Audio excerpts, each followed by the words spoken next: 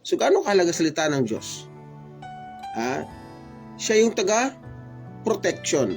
Siya yung taga-panangga para hindi ka basta-basta tatamaan ng ano-anumang mga emotional pain. Hindi ka basta-basta tatamaan ng mga depression. Kaya kung lagi ka nagbabasa ng salita ng Diyos, meron siyang kapangyarihan na hindi mo maintindihan. Hindi ibig sabihin na ito yung papel na to ay may kapangyarihan. Hindi. But yung naisulat dito na mula salita ng Diyos, pag mabasa mo yan, there's something na talaga masasabi mo, wow, thank you Lord.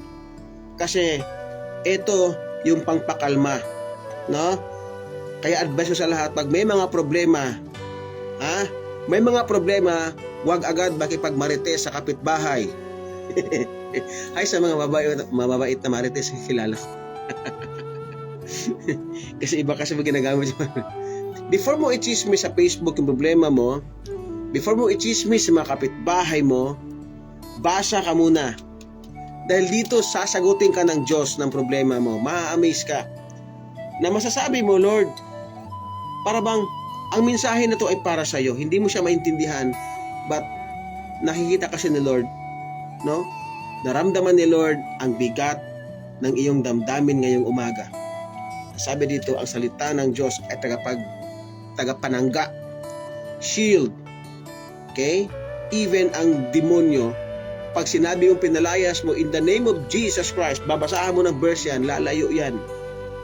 Diba?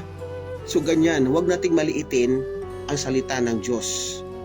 Meron siyang kapangyarihan. Sabi niya, hindi mabubuhay ang tao sa tinapay lamang, but mabubuhay siya sa bawat salita na lumalabas sa bunganga ng Diyos.